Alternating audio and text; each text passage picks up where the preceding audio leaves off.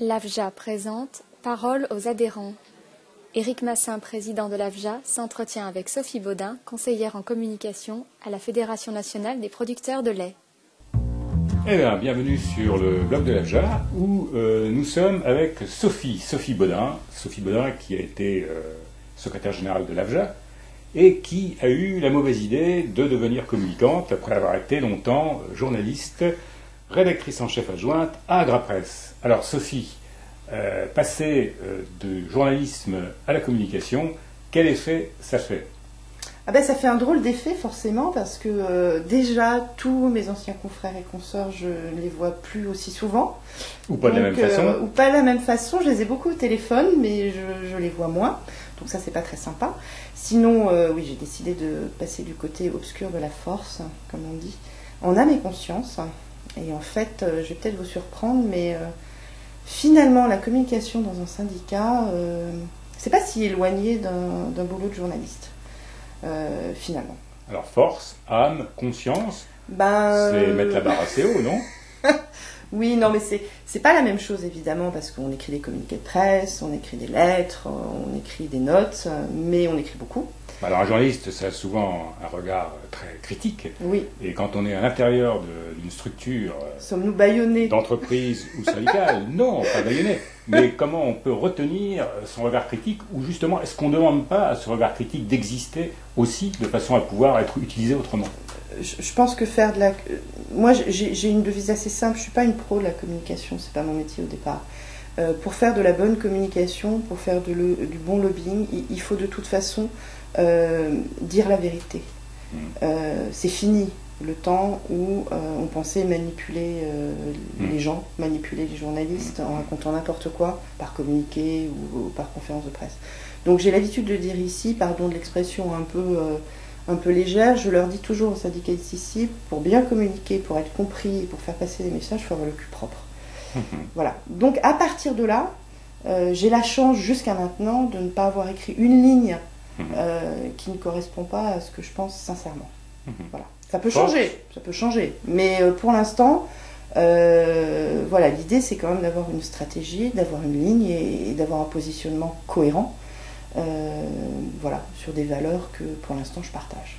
Force, âme, conscience et cul propre. Voilà donc les 4 piliers du métier de communicant. De la communication. La communication. Version Sophie Baudin. Alors Sophie, plus sérieusement, dans les techniques de la communication, qu'est-ce que depuis ton arrivée dans ce métier, est-ce que les choses ont déjà changé et évolué dans les techniques de la communication et information ? Alors pour l'instant non, moi, je suis une dinosaure en termes de communication. Pour l'instant moi je m'attache au fond, beaucoup. Au fond, à ce qu'on dit, au message, à la posture, parce qu'il y a aussi une part de posture. Quand même. Et toujours, et à la cohérence. Donc pour l'instant on est vraiment sur ce travail-là. On fait du lobbying beaucoup. Moi je crois pas trop dans le syndicalisme, j'entends. Je crois pas trop à tout ce qui est Facebook, tout ça. Twitter, oui, Twitter c'est intéressant. Ouais. Donc, si on voulait résumer sans rentrer dans l'organisation interne de ton travail, c'est le lobbying politique, l'échelon national, l'échelon européen, et la communication vers la presse, c'est ça les deux grands axes du... Et le troisième grand chantier, ça sera la communication, ce qu'on appelle interne, c'est-à-dire la communication au réseau, ce qu'on appelle réseau, c'est-à-dire les adhérents de la FNPL, le réseau FNSEA plus globalement, parce que moi, je ne pouvais pas penser que la déperdition d'informations était telle. C'est-à-dire qu'entre ce qu'un syndicat fait à Paris, en termes de messages, en termes de posture politique, en termes de lobbying, et donc on a une histoire sur chaque sujet. On commence, on évolue, enfin voilà. Et cette histoire-là, elle n'est pas du tout perçue au niveau du réseau.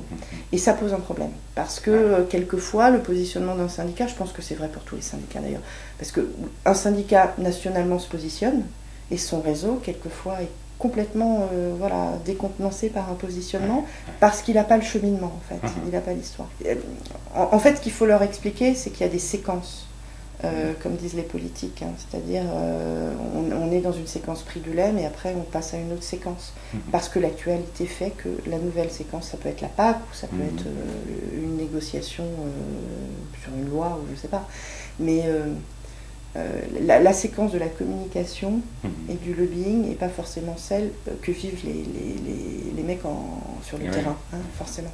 Donc tu as introduit le rythme d'actualité dans la oui, communication. j'essaie d'expliquer simplement que ça ne sert à rien de faire un communiqué qui n'est pas dans l'actualité.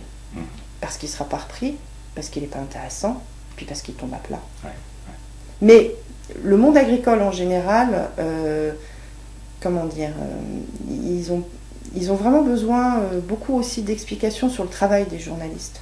Et ça, je pense que peut-être que l'AFJA pourrait jouer un petit rôle positif. Pour expliquer comment un journaliste travaille.